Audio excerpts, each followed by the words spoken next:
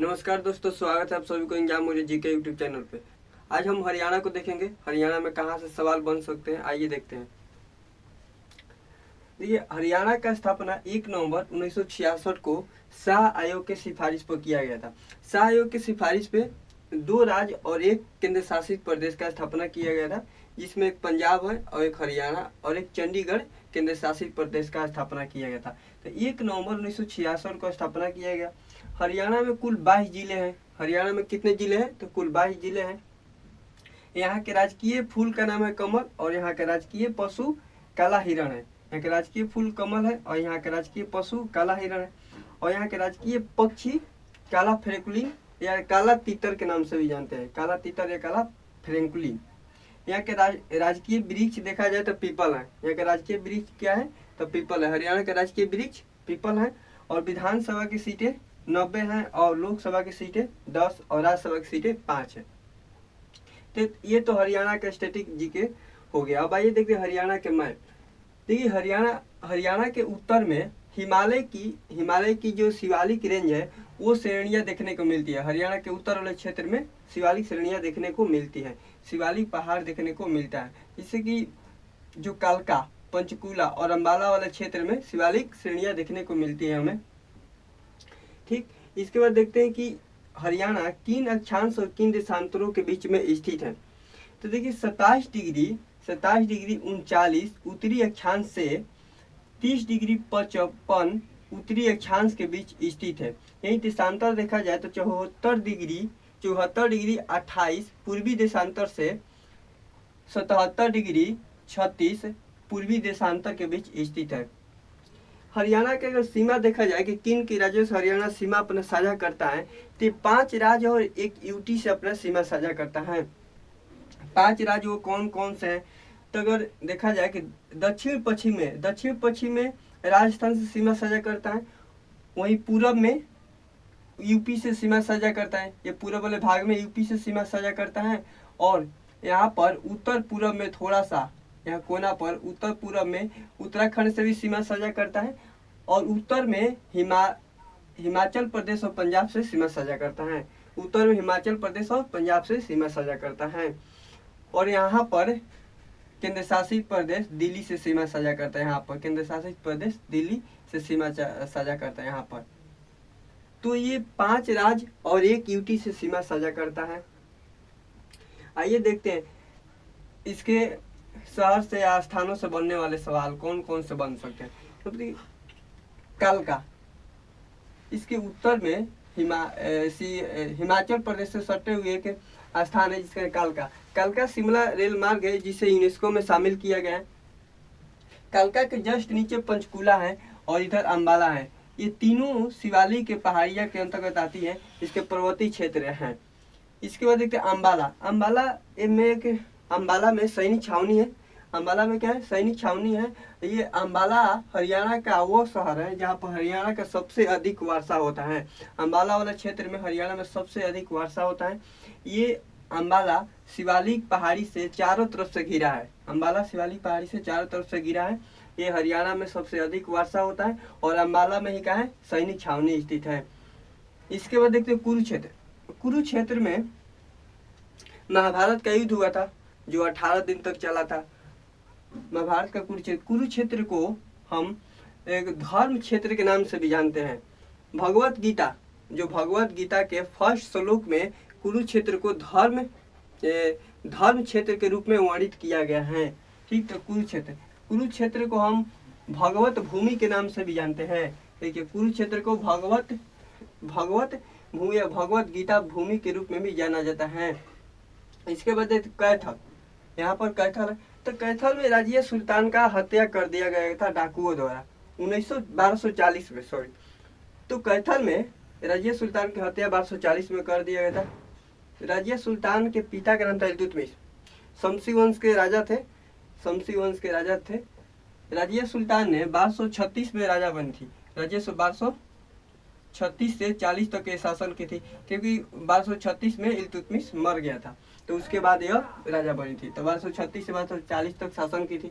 इसके बाद देखते करनाल। देखो, करनाल में डेयरी युद्ध हो गए। कनाल किसके लिए फेमस है?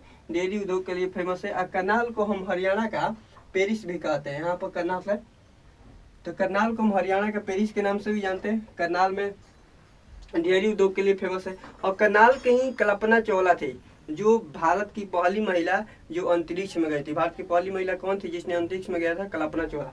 तो करनाल में ही उनका जन्म हुआ था।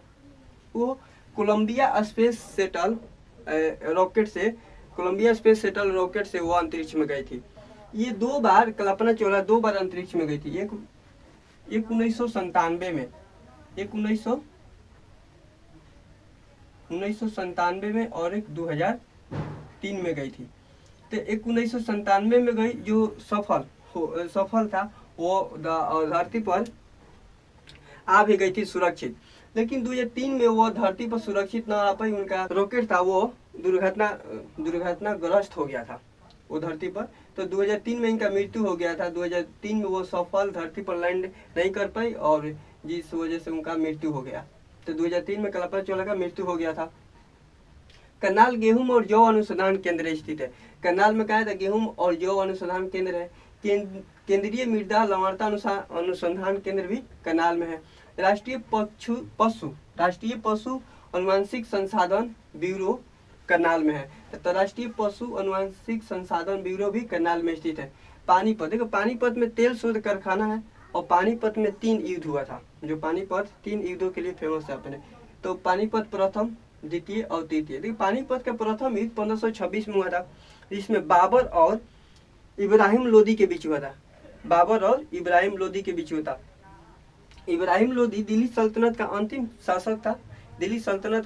शासक था और लोदी वंश का ये राजा था। लोदी वंश का राजा था। तो इब्राहिम लोदी को बाबर ने हराया और इब्राहिम लोदी को बाबर ने युद्ध में ही मार डाला था।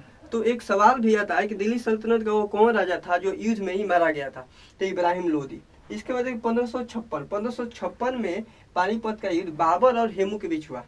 उस समय बाबर नहीं, अकबर और हेमू के बीच में हुआ। तो अकबर उस समय 13 साल के था। तो 1761 में पानीपत का तृतीय युद्ध हुआ। 1761 में पानीपत के तृतीय युद्ध में ये युद्ध मराठा और अहमद शाह अब्दाली के बीच हुआ। इसमें मराठा हार गए और अहमद शाह अब्दाली जीत गया। इसके बाद से 1761 के बाद से भारत में अंग्रेजों का वर्चस्व का शुरुआत हुआ। 1761 के बाद से अंग्रेजों का वर्चस्व यहाँ से शुरुआत हुआ। तो 1947 तक अंग्रेजों का वर्चस्व चला। इसके बाद देखते रोहतक में क्या है? सौरी कपड़ा बाजार है। रोहतक में क्या है? सौरी कपड़ा बाजार, जो कि एशिया का सबसे बड़ा कपड़ा बाजार का मार्केट है। सौरी कपड़ा बाजार रोहतक में स्थित है। हिसार, देखिए हिसार में भैंस अनुसंधान केंद्र स्थित है। हिसार में क्या है? तो भैंस अनुसंधान केंद्र स्थित है। और हिसार ये गुरुग्राम में पड़ता है। हिसार जो है गुरुग्राम का एक शहर है। गुरुग्राम जिला का हिसार एक शहर है जहाँ पर भैंस अनुसंधान केंद्र स्थित है। मानेसर में मस्तिष्क अनुसंधान केंद्र स्थित है। यहाँ पर एनएसजी कमांडो का केंद्र भी है मानेसर। तो मानेसर में मस्तिष्क अनुसंधान केंद्र स्थित है और एनएसजी कमांडो का केंद्र भी स्थित है। इसके बाद है गुरुग्राम अंतर्राष्ट्रीय सौर गठबंधन का मुख्यालय है। गुरुग्राम का है तो अंतर्राष्ट्रीय सौर गठबंधन का मुख्यालय, एकमात्र अंतर्राष्ट्रीय सौर गठबंधन का मुख्यालय भारत में स्थित है। जो सौर गठबंधन का मुख्यालय है जो गुरुग्राम में स्थित है, एकमात्र अंतर्राष्ट्रीय गठबंधन का मुख्यालय है गुरुग्राम में। इसका स्थापना 30 नवंबर 2015 को किया गया था। पेरिस फ्रांस में किया गया था। कब किया गया था? पेरिस फ्रांस में किया गया था। 30 नवंबर 2015 को किया गया था।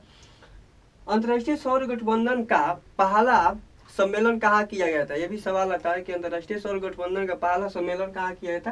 तो अंतर्राष्ट्रीय सौर गठबंधन का पहला सम्मेलन नई दिल्ली में किया गया था। भारत के नई दिल्ली राजधानी में किया गया था। इसमें लगभग अंतर्राष्ट्रीय सौर गठबंधन में लगभग 21 देश शामिल है। 121 देश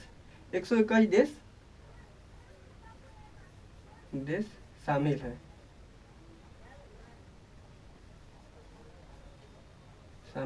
121 देश इसमें शामिल है। तो मैं आशा करता हूँ कि आपको ये वीडियो पसंद आया होगा। और आपको अगर वीडियो पसंद आ रहा है तो प्लीज़ इस वीडियो को शेयर कीजिए, चैनल को सब्सक्राइब कीजिए।